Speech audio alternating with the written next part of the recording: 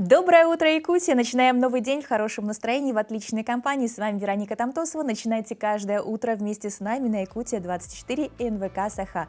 Что же сегодня нас ждет в эфире? Всероссийский центр изучения общественного мнения подвел итоги общероссийского опроса. Чего же не хватает жителям страны для счастья? Ответы получились разношерстные, а какие именно, узнаем чуть позже. Все мы недавно наблюдали полярное сияние практически во всех улусах республики. Как говорят ученые, это были геомагнитные бури. И сегодня у нас в гостях будет замечательный специалист, который нам расскажет, как они влияют на окружающий мир и на нас в том числе. Это будет очень интересно. В наших постоянных рубриках расскажем, какой сегодня замечательный, знаменательный день, поделимся уникальной профессией, может, не очень уникальной, но очень интересной. И, конечно, расскажем, куда сходить в кино. Напоминаю, что сегодня также будем осчастливить кого-нибудь, правильно, 2 замечательными билетами в кинотеатр «Центральный». Напоминаю, что для этого нужно быть обязательно подписчиком нашего телеграм-канала «Утро Якутии». QR-код вы видите на экранах, переходите, регистрируйтесь, подписывайтесь и начинайте каждый день вместе с нашими отличными новостями. Ну а если вы где-то в пути, скачивайте приложение НВК Саха и будьте с нами все 24 часа. Мы гарантируем, что тогда вы будете источником хорошего настроения и в курсе всех последних новостей. Ну а прямо сейчас спешу рассказать, в каких районах республики самые низкие температуры. В центральных районах температура воздуха минус 50, минус 52 градусов, в заречной группе 41-51 градус ниже 0. В южных 39-42 градуса холода, в Вилюйской группе минус 44, минус 49. В Нижнеленских температура воздуха 44-46 градусов холода, в западных 46-47 ниже 0. В Колыман-Дигирской группе улусов температура минус 29, минус 51 градус, в Янских минус 28, минус 40 градусов. На северо-западе температура воздуха 20-25 ниже 0. В Якутске температура в 6 часов утра минус 48 градусов. Атмосферное давление 757 миллиметров ртутного столба. Ветер штиль. Днем нас ждет погода без осадков, туман, ветер слабый. Температура воздуха будет минус 41, минус 43 градуса.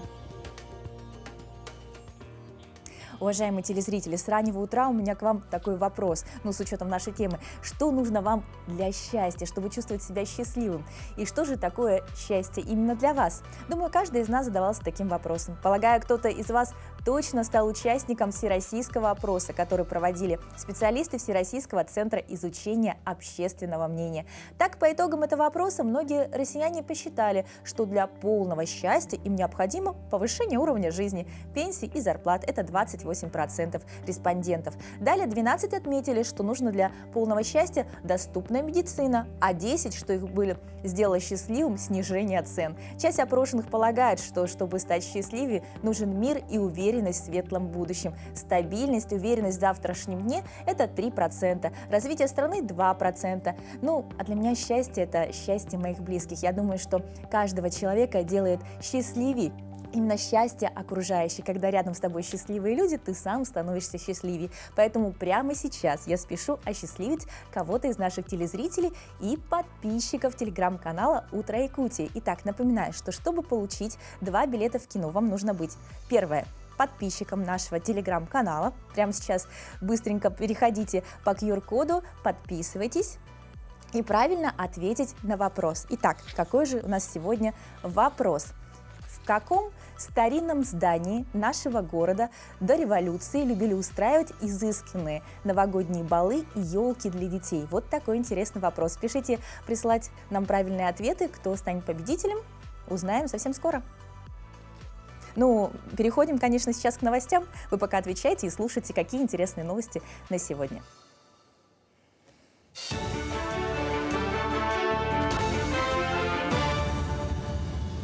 Коллеги, доброе утро. Доброе утро, Якутия. Сейчас блок новостей.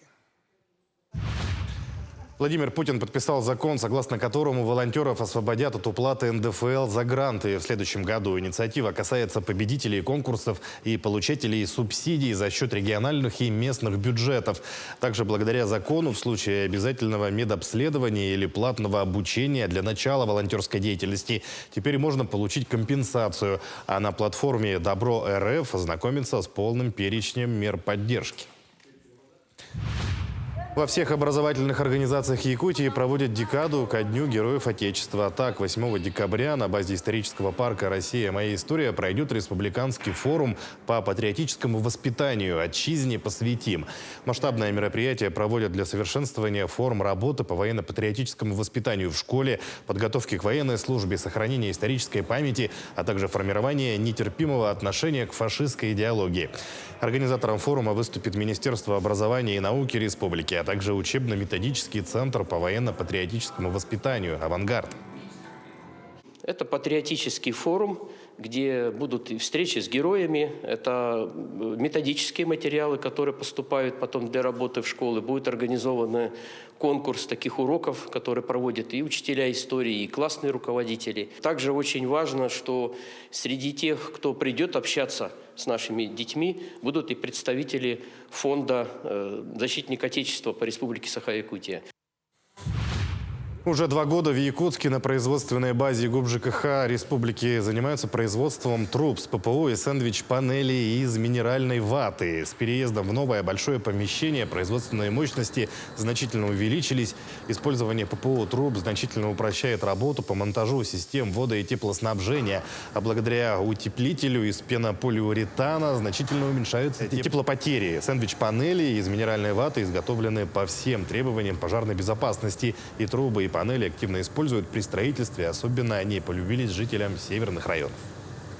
Это наше предприятие, скажем так, сосредоточено, направлено работать по линии энергосервисных контрактов, а также основное направление его работы – это производство строительных материалов и конструкций для нужд нашего предприятия. Ну, разумеется, в связи с открытием большого нашего нового цеха, наше предприятие также исполняет сторонние заказы. Участники игр Дыгына на арене Саха-цирка для жителей и гостей столицы готовят новый и уникальный проект. В необычной постановке «Джогур» примут участие многоборцы Леонид Филиппов, Николай Матананов, Петр Прудецкий, Николай Обоев, Яков Дмитриев и Алексей Соколов.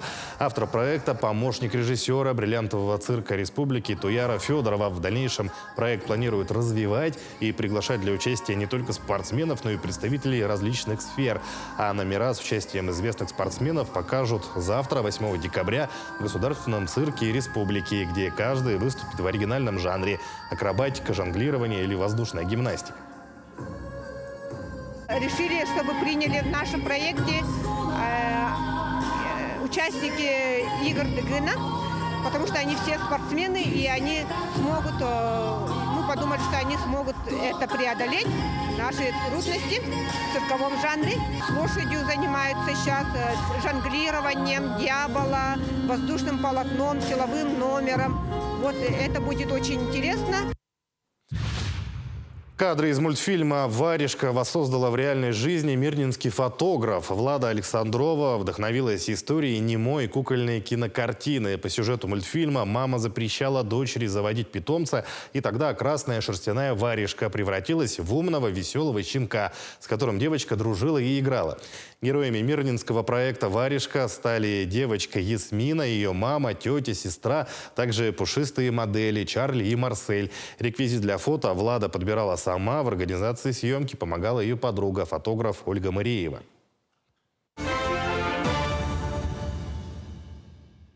Вот такие вот замечательные позитивные новости мы продолжаем. И рады приветствовать всех, кто только что к нам присоединился. И, пожалуй, вы как раз вовремя, так как сейчас пойдет информация о магнитных бурях. Так, в последнем месяце текущего года, по прогнозам специалистов, ожидается увеличение солнечной активности. Эксперты предсказывают, что декабрь может стать самым проблемным месяцем, так как ожидается несколько периодов повышения геомагнитной активности. Ноябрьские геомагнитные бури завершились минувшим днем, 5 декабря, и горожане смогут отдохнуть от мощных волн, излучаемых Солнцем, до 10 декабря. А далее нас с вами ждет новая волна. Так, с 11 по 13 декабря ожидается новая серия геомагнитных возмущений, но они будут слабее ноябрьских, и сила не будет превышать 4 балла. Поэтому большинство людей не заметит никаких изменений в своем самочувствии. С 14 по 16 декабря обстановка по прогнозу снова будет спокойной, без особых вспышек и воздействия на якутян. С 17 по 20 24 декабря начнется период солнечных вспышек, мощность которых может достигать 5 баллов. Солнечный шторм такой силы может вызвать дискомфорт у людей со слабым здоровьем и пониженным иммунитетом. А с 25 по 29 жители региона смогут насладиться предновогодним настроением, так как магнитная сфера в этот период снова будет спокойной. А вот последние дни месяца, а именно 30 и 31 декабря, ожидается еще более сильная геомагнитная буря. Она начнется вечером 30 декабря и продлится весь день 31.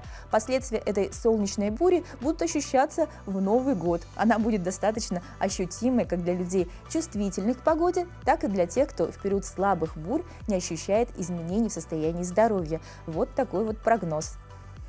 У нас множество сегодня интересного, и более подробно о том, действительно ли влияют магнитные бури на человека, на технику и на все живое на планете, мы поговорим с нашим гостем в студии. Это ученый Института космофизики, магнитолог, человек, который непосредственно изучает это явление в природе, Георгий Афанасьевич Макаров. Георгий Афанасьевич, доброе утро. Спасибо большое, что пришли.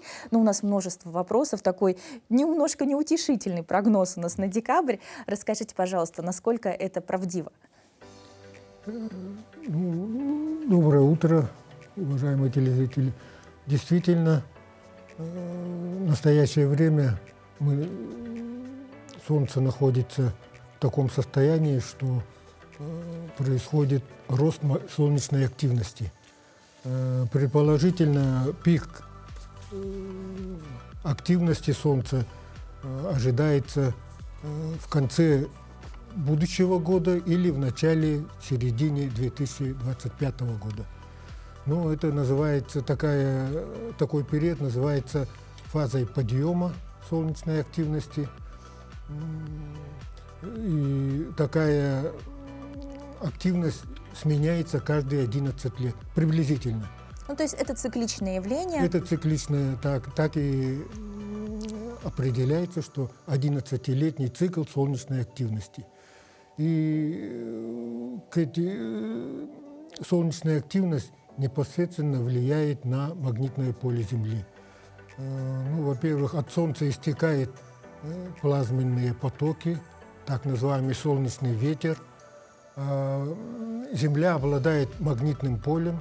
В отсутствии солнечного ветра магнитное поле выглядело бы, образно говоря, как разрезанное яблоко, что смотреть в лоб, как говорится, или сбоку.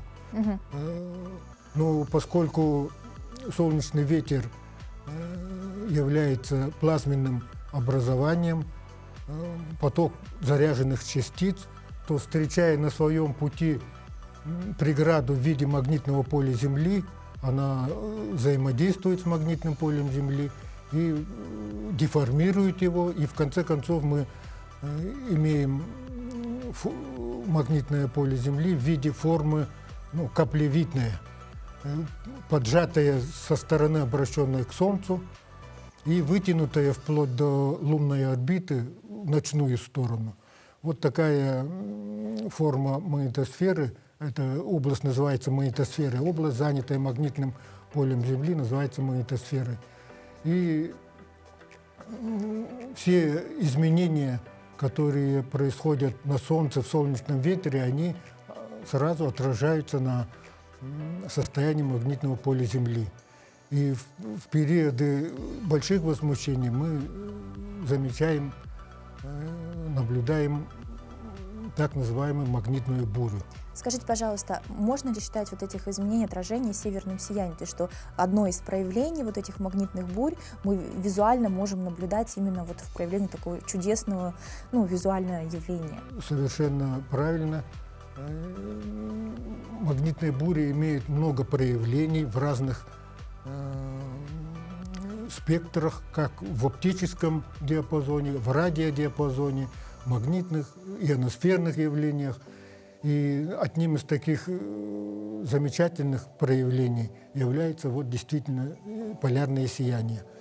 Полярное сияние происходит на обоих полюсах Земли. Я вам покажу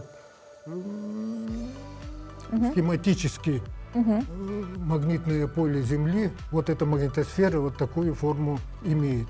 Вот Солнце находится в данном случае вот с этой стороны, вот поджатая область, обращенная от Солнца, называется, прямо так и называется хвост магнитосферы. И вот потоки частиц солнечного ветра, взаимодействуя с магнитным полем, проходят либо через полярные области, здесь так называемые есть зоны Каспы, это область между замкнутыми и разомкнутыми силовыми линиями магнитного поля Земли. Вот эти частицы беспрепятственно проникают в полярную шапку, а также... Скажите, пожалуйста, а вот, ну это очень познавательно, но для нас очень сложно. Да, если на бытовом таком уровне вот различие цвета, скажем, полярного сияния, оно как-то отражается, то есть почему оно разного оттенка? Вот я к этому подвожу. Ну, просто для нас очень вот сложно. Частицы, которые проходят через хвост магнитосферы, это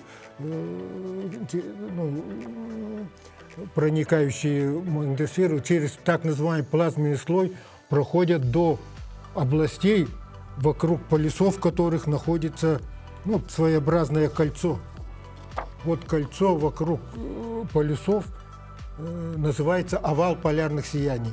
Вот если на Земле смотреть вот эту проекцию этого овала, это как раз область Тикси, вот это, области, которые охватывают широты, начиная от 60, ну, то есть арктическая область. От 60-65 и вокруг всей Земли. Вот эта зона является зоной максимального появления полярных сияний. Полярные сияния возникают на высоте примерно от 100 и выше километров. В зависимости от того, какие частицы взаимодействуют, проникают в атмосферу Земли, происходит соударение с атомами и молекулами воздуха, атмосферы. И от того у нас получается разный оттенок, да? Да, и в процессе взаимодействия вот свечение возникает. А это не вредно, наблюдать полярное сияние? Нет, это в большей степени, скажу, не вредно. Но, конечно, вот эффекты геомагнитных бурь, они могут сказаться на самочувствии людей, в основном страдающих заболеваниями сердечно-сосудистой системы или психическими заболеваниями, заболевания, связанные с нервной системой. Вот более вероятно проявление или... Ну, то есть таким людям желательно все-таки воздержаться от вот какой-то активности в магнитной так буре. Врачи рекомендуют, вот это довольно часто и по телевидению, и в газетах об этом советуют, чтобы в такие дни, особенно когда вот известен прогноз, все-таки как-то оберегать себя. Ясно. И еще такой вопрос возникает. Вот почему северное сияние мы видим только в зимний период, как правило? Можно ли наблюдать его летом?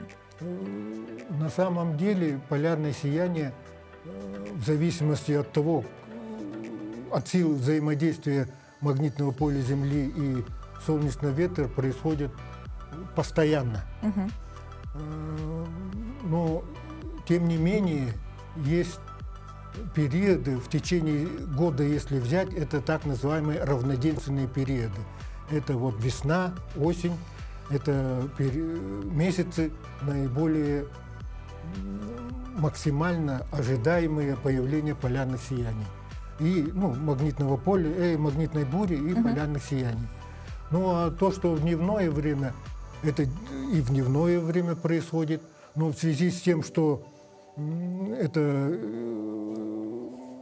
визуального эффекта, бури, получается. в видимой области, то вот просто дневной свет... то есть проблема вся в визуальном восприятии. Да, получается. именно так. Ну скажите, пожалуйста, вот магнитные бури влияют на все окружающее, в том числе и на животных. Вот когда в нашем регионе, даже, может быть, даже в городе появляются животные, птицы, которые не приспособлены, не характерны для северного нашего региона, это может быть влияние вот также магнитных бурь?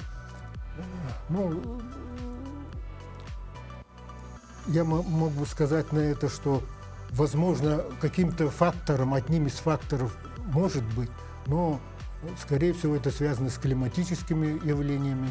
Ну, речь идет о Более глобальных настоящем, процессах. да, потепления, которые отмечают во многих. И вот появление у нас таких животных, которые ранее здесь не встречались, скорее всего, связано вот с этим. То есть магнитные бури к этому или возрастание геомагнитной активности, я думаю, это Прямого отношения не имеет. прямого отношения не имеет. Спасибо большое, ну очень много информации, удивительной, и наверняка, кто интересуется темой, теперь решит углубиться, тем более, что такое появление будет магнитных бурь. Какие рекомендации вы дадите людям, вот, которые предрасположены к головным болям, к каким-то переживаниям именно во время магнитной бури, учетом того, что у нас такой насыщенный декабрь? Ну, я могу сослаться только на рекомендации медиков, которые занимаются такими вопросами. Кстати, в нашем институте имеется группа, которая тоже с медиками, учеными из Северо-Восточного федерального университета занимаются этим вопросом. Они, их рекомендация сводится к тому, что вот вы как раз и перечислили, что это надо.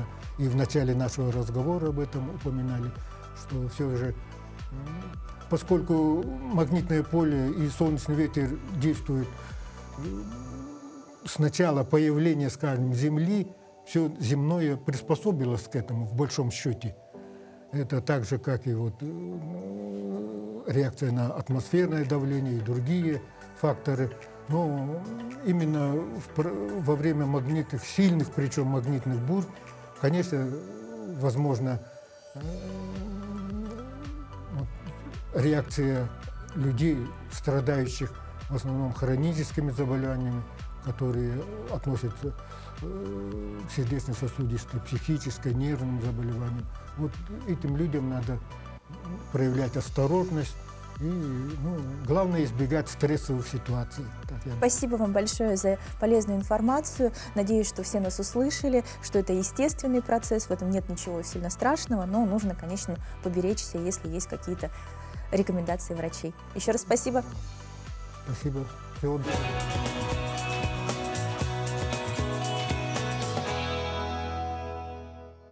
Спасибо нашему гостю, это была интересная беседа, но мы продолжаем наш эфир. Так, 7 декабря ежегодно отмечается День Георгиевского креста. В этот день Екатерина II учредила военный орден святого великомученика и победоносца Георгия. Императорский военный орден святого великомученика и победоносца Георгия является высшей военной наградой в Российской империи. Какие же праздники еще отмечают сегодня, узнаем из нашей постоянной рубрики. На календаре 7 декабря. Сегодня отмечают Международный день гражданской авиации, День любителей поспать, День написания писем, День сахарной ваты. По народному календарю в этот день почитают память великомученицы Екатерины Александрийской. Этот праздник открывал сезон катания на санях и санках.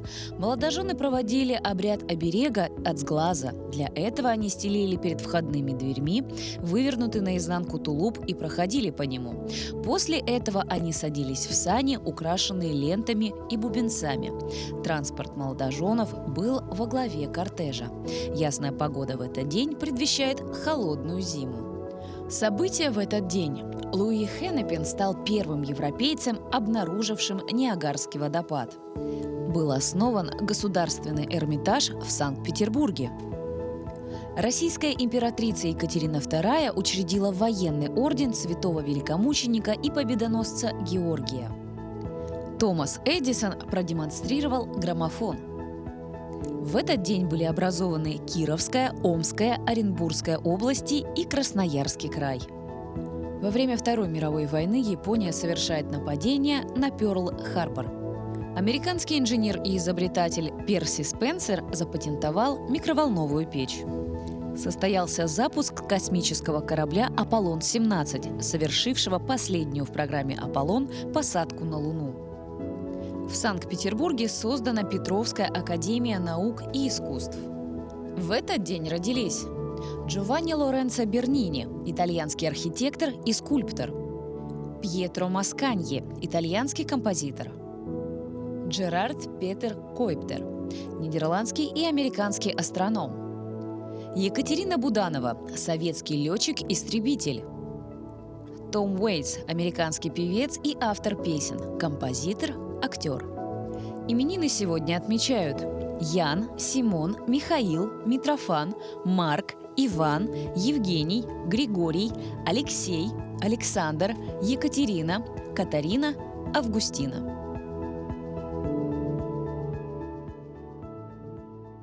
Всем еще раз доброе утро, хорошего настроения. Вот такой сегодня уникальный день. И, конечно, многие из этих удивительных событий не остались бы в нашей памяти, если бы не были запечатлены на фотографию. Ведь зачастую интересные исторические факты и события именно фотографируют на камеру люди, которые следят за этими событиями своими глазами. И потом распечатывают и хранят в архивах. А мы с удовольствием пересматриваем архивные фотографии. Сегодня мы поговорим о удивительной профессии, без которой сложно представить наш мир. Это фотограф в нашей постоянной рубрике. Меня зовут Селена. Я родом из Санкт-Петербурга. Точнее, я прожила там большую часть своей жизни. Приехала в Якутск по приглашению школы танцев. Изначально я работала педагогом-хореографом по арабскому танцу. И вот, фотография не оставляла меня на протяжении всей моей жизни. Фотографировать я начала, то есть я с фототехникой познакомилась раньше, чем научилась ходить. Моей маме очень хотелось запечатлеть каждый момент моей жизни, моего роста, развития.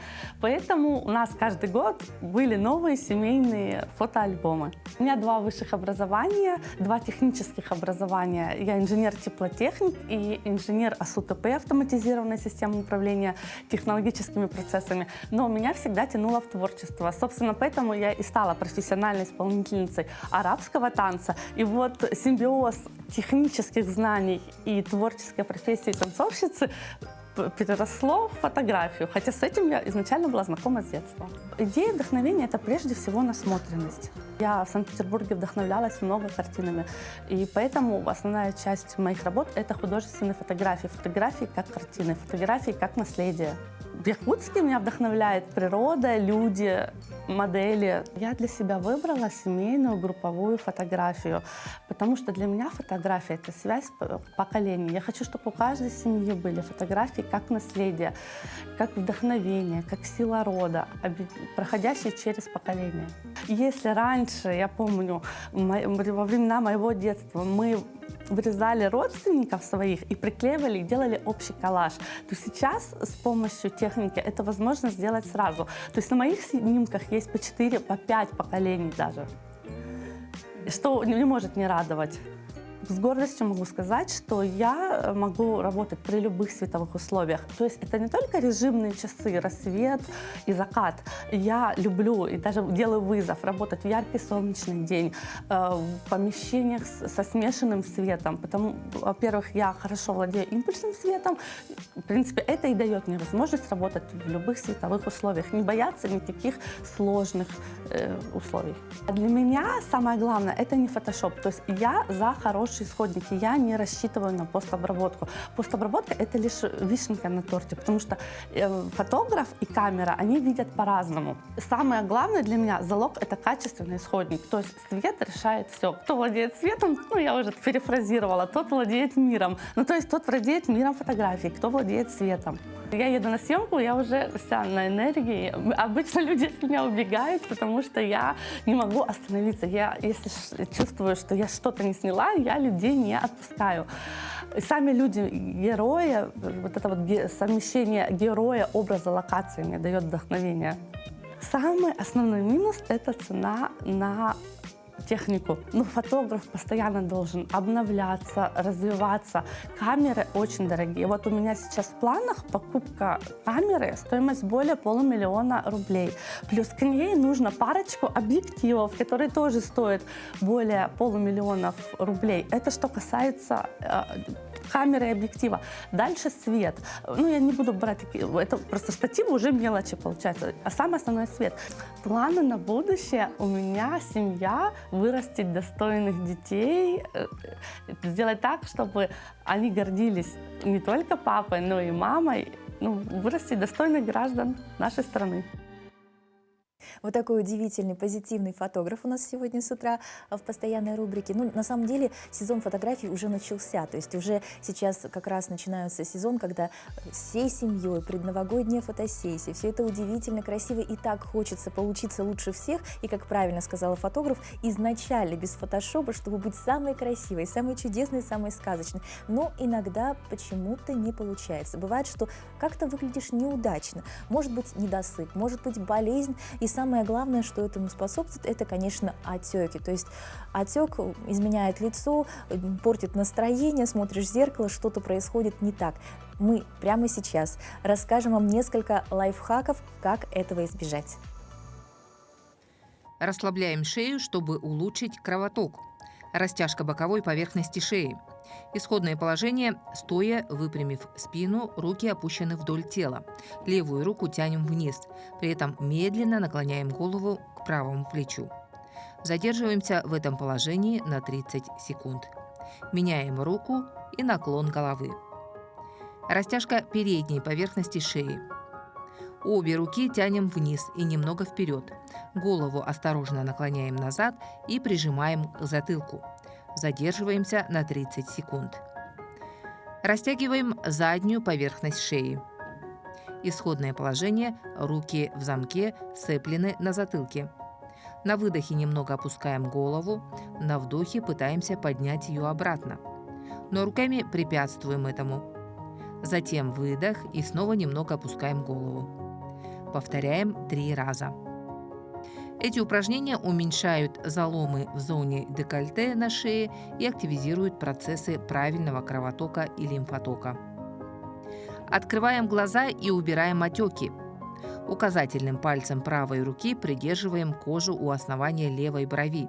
Слегка сгибаем указательный палец левой руки и как бы проезжаем его боковой стороной по всей брови, надавливая на нее со средней интенсивностью и слегка приподнимая вверх. Проделываем все то же самое с правой стороны и повторяем по 10 раз.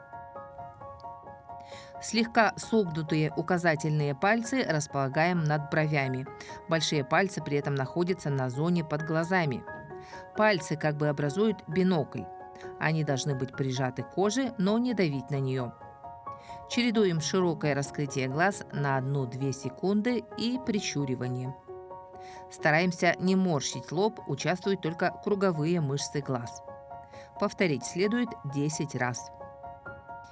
Упражнения уменьшают отечность под глазами, при постоянном выполнении сокращают гусиные лапки. Подтягиваем овал лица. Располагаем руки на лице так, чтобы середины ладоней были прижаты к скулам, а пальцы к вискам. Медленно продвигаем ладони вверх к макушке головы, в итоге соединяя их там. Повторяем 3 раза. Ставим большие пальцы рядом под подбородком, ближе к шее, как бы проваливаясь в ямку, которая находится за костью нижней челюсти.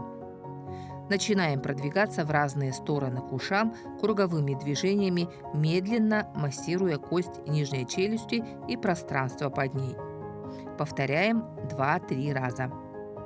В результате мы получаем легкий лифтинг лица, снятие отечности с нижней половины лица и подтяжку подбородка.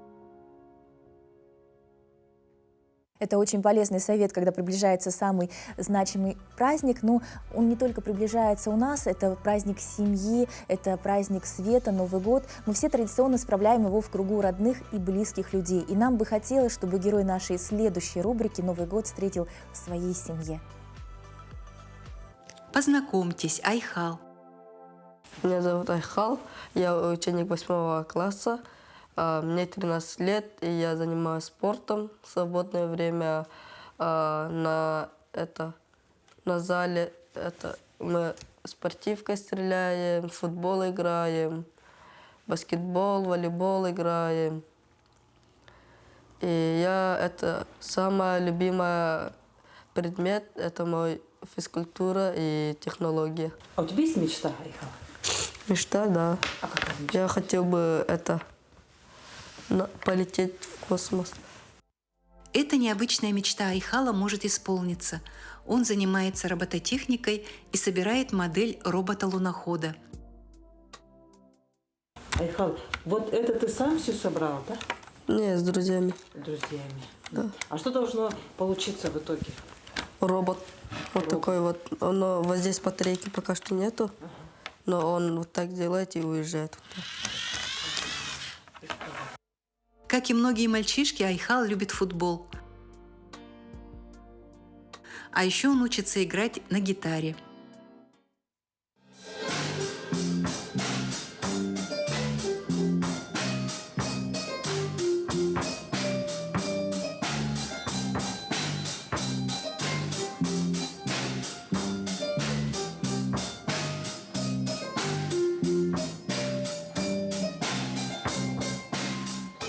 Айхал мечтает обрести семью.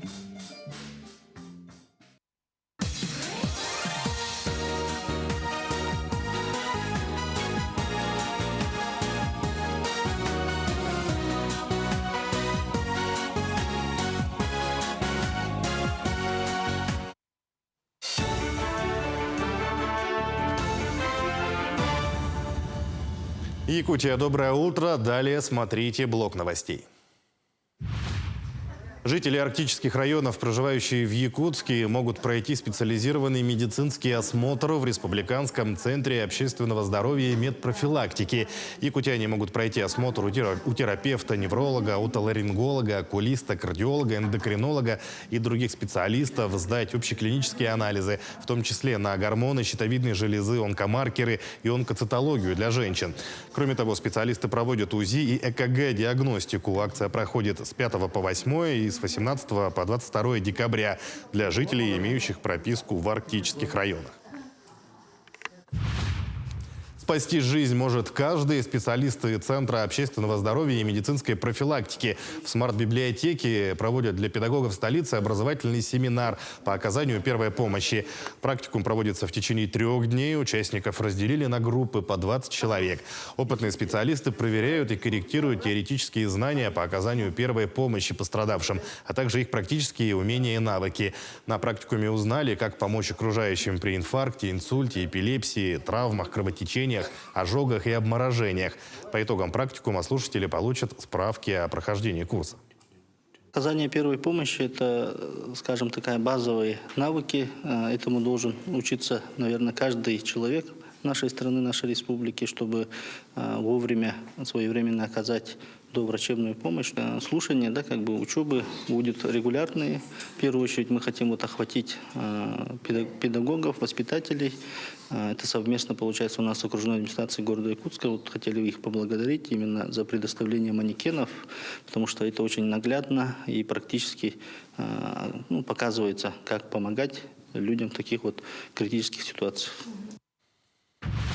В Горном Улусе 5-й год проводится фестиваль достижений «Мадун Сана». Организована площадка с участием республиканских и федеральных спикеров по реализации программ поддержки местных инициатив для вовлечения граждан в решение вопросов местного значения в развитии общественной инфраструктуры.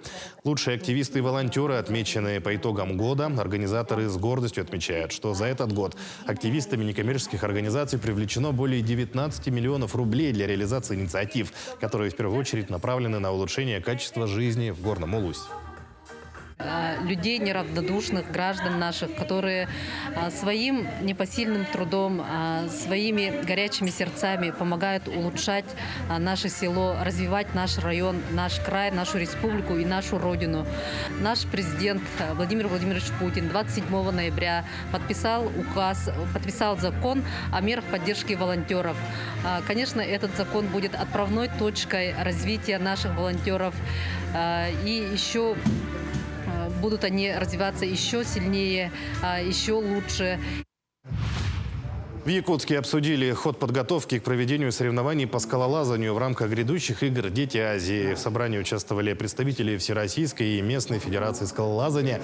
В ходе делового визита осмотрели место строительства скалодрома в спортивном комплексе «Даксун». Скалодром высотой 16 метров начнут строить с учетом требований международных стандартов в феврале.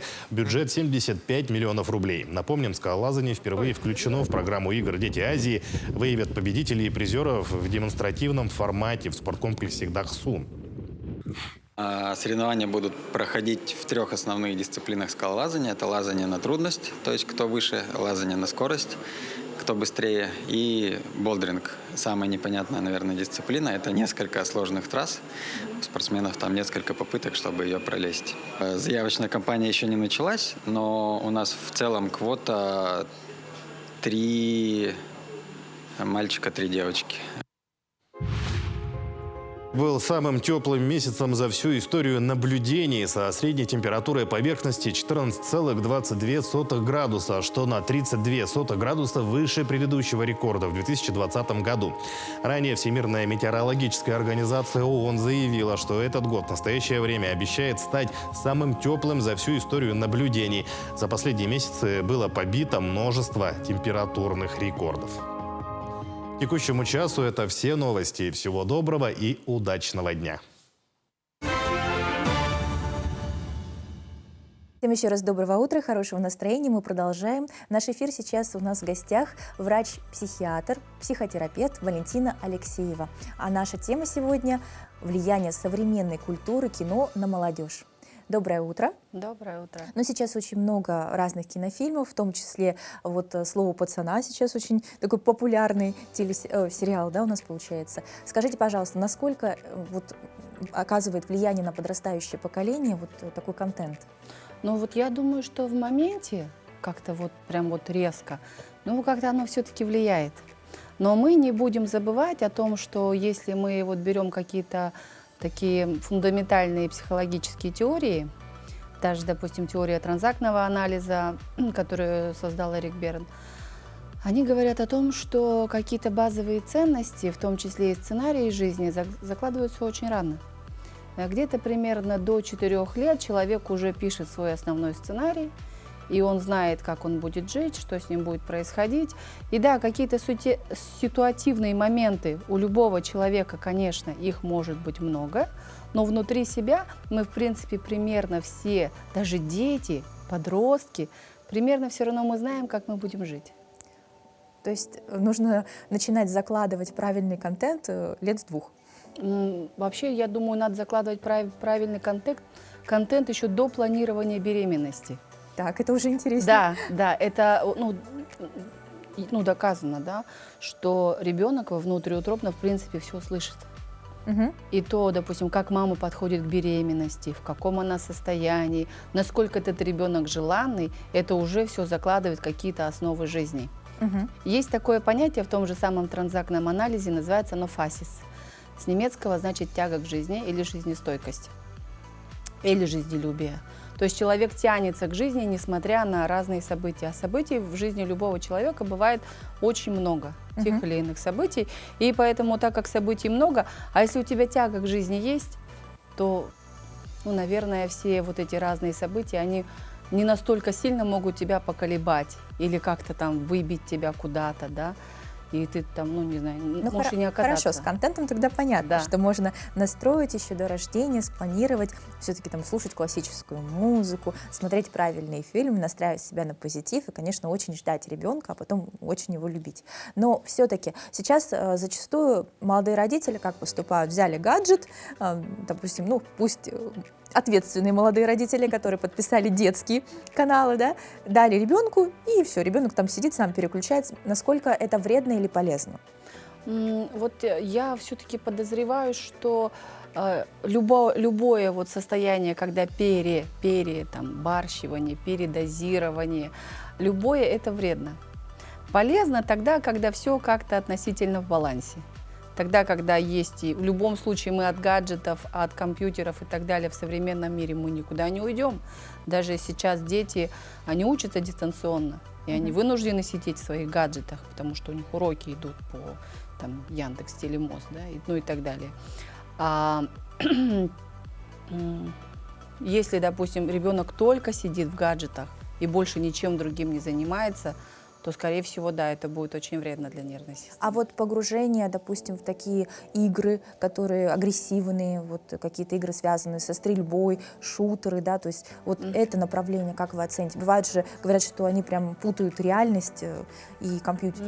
Ну да, я много лет работала детским психиатром, и в том числе работала с детьми, у которых есть та или иная форма игровой зависимости. Так вот, абсолютно все эти дети имеют так называемое состояние побег от реальности. То есть тогда, когда их реальность, вот та, которая есть в их семье, в их жизни, она их очень не устраивает. А у ребенка, к сожалению, очень мало возможностей, понятий, да, как можно сделать так, чтобы в моей жизни было хорошо. И ребенок, не находя возможностей, просто берет и уходит, ну, в тот виртуальный мир. Ну, а там-то, наверное, все интересно и весело, и легко, наверное. И, может, его даже там принимают, и у него есть удача, успехи. Ну, то есть, получается, важно, если ты заметил, что ребенок уходит в себя, уходит в какие-то гаджеты, нужно найти способ привлечь его обратно в семью, чем-то его заинтересовать, задействовать его в каких-то других направлениях деятельности, да, и это более-менее должно как-то скорректировать поведение. Да, очень важно именно доверие между родителем и ребенком. И если, допустим, доверия нету, то там мама или папа, они даже не смогут понять вообще, что с ребенком происходит, чего он бегает в компьютер, почему он хочет играть в эти игры больше, чем там, проводить время с семьей.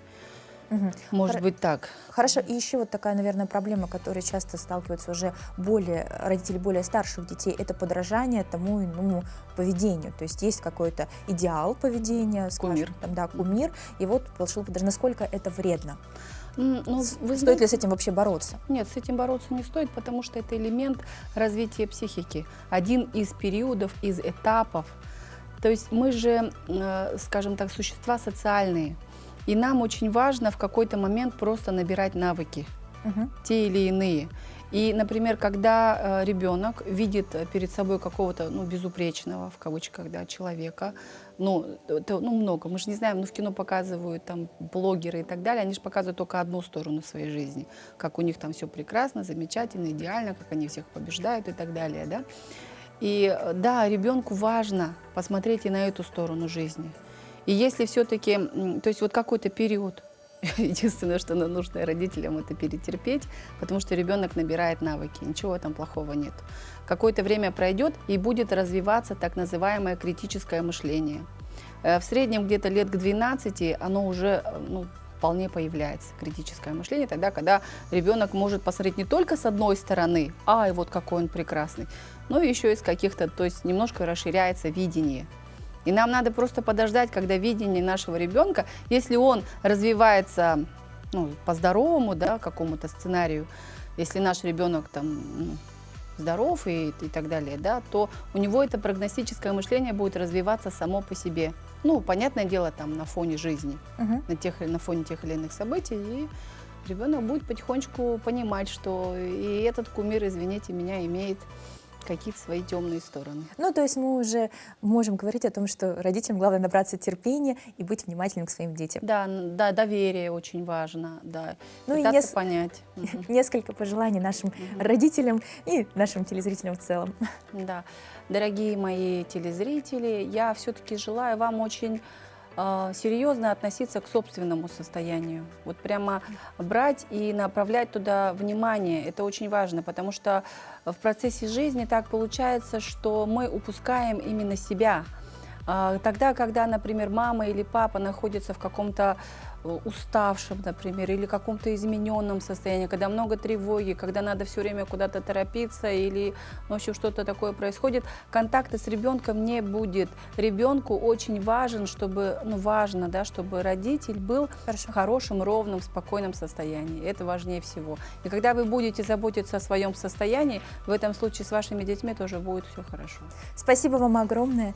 Приходите к нам еще. Но мы продолжаем. В районах республики продолжают наращивать предновогоднее настроение. Так, на минувшей неделе в алмазной столице прошел фестиваль «Любовь спасет мир». Посмотрите на эти трибуны. Сколько мирнинцев пришли посмотреть на танцевальное шоу «Любовь спасет мир».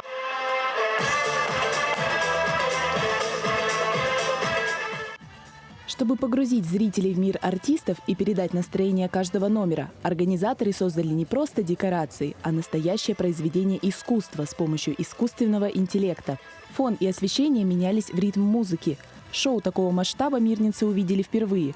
Организаторы фестиваля «Настроение Алроса», в рамках которого состоялось шоу, разыграли большую часть билетов. А вы участвовали в розыгрыше билетов? Да, я участвовала, и, получается, я выиграла. Первый раз на таком мероприятии присутствую.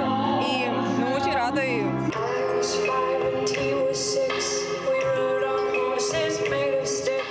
Танцевальное шоу «Любовь спасет мир» — это 5 граней – страсть, вера, надежда, нежность и жизнь. Покорить сердца мирнинцев вышли 60 артистов. Среди них ансамбль «Вера», 7-кратный чемпион мира по танцевальному спорту и победитель международных фестивалей по брейкингу. Спортсмены от 8-кратных чемпионов мира и заканчивая чемпионами России. Все спортсмены талантливые, все спортсмены высочайшего, я бы сказала, уровня. Подготовка к шоу заняла полгода. За 2 часа зрители увидели 30 номеров, а сопровождало шоу выступление группы «Кватро», выпускников Академии хорового искусства имени Попова и лидеров в жанре classical crossover в России, которые вживую исполнили легендарные любовные баллады и песни. Мне очень понравилось. Танцоры все очень харизматичные, очень хорошо отдавали себя аудитории. Я рада, что наши люди проявили больше отдачи и аплодисментов. Это было хорошо.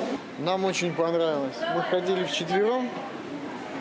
Вот, классно просто. Сразу появилось новогоднее настроение. Я просто в восхищении, в восторге. Это вот огромное спасибо нашей компании за такие вот прекрасные подарки, что мы можем вот наблюдать такую красоту. Замечательное шоу. Большое спасибо спортсменам, артистам, хореографам. Это просто праздник для горожан. Это в самом деле очень здорово. Эмоции переполняют. Танец, который посвящен Юнона и Авось, да, там, где наш, сейчас не вспомню, уже возвращался из Америки, да, и умер от простуды, а девушка его ждала. И особенно вот трюк с платьем, это было прям просто бомба какая. После алмазной столицы танцевальный коллектив отправится на гастроли по южным городам России. Елизавета Седых, Александр Еремин, медиакомпания «Алмазный край». А далее наша постоянная рубрика «Киноафиша».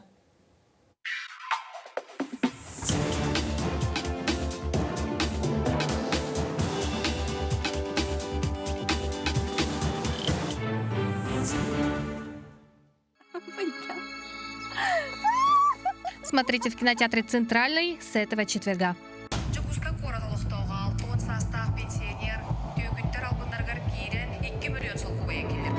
Полнометражный якутский фильм «Харчи. Возмездие». Продолжение сериала НВК «Саха». Фильм о дистанционном мошенничестве.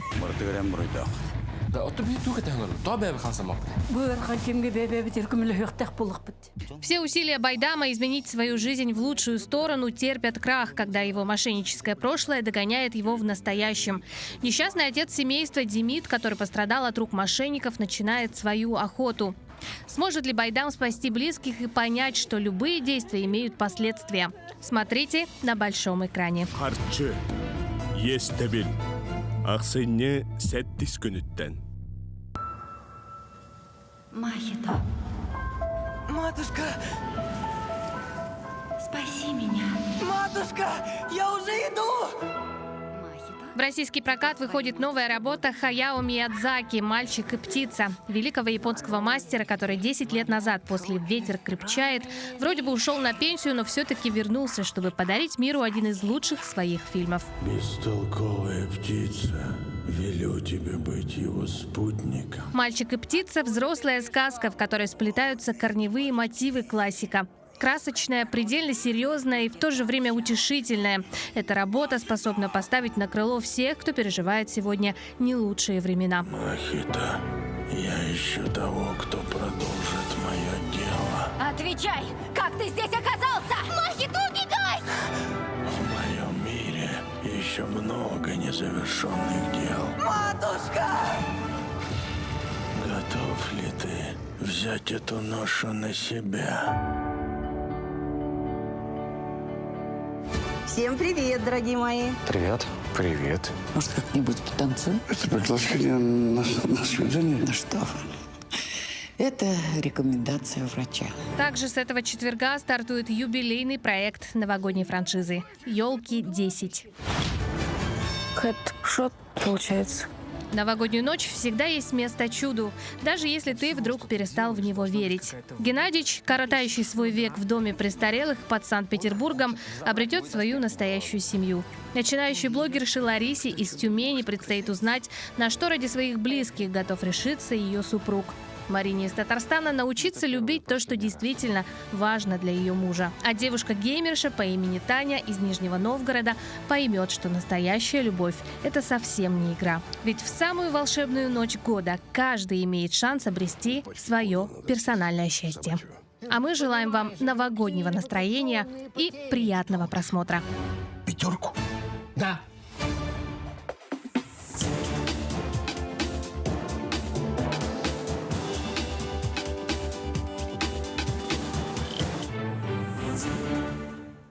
А прямо сейчас мы подводим итоги. Итак, немножко счастья и хорошего настроения сегодня достается Наталье Гермогеновой. Поздравляем! Отличный ответ. А мы с вами прощаемся. До новых встреч, хорошего настроения. Начинайте утро вместе с нами.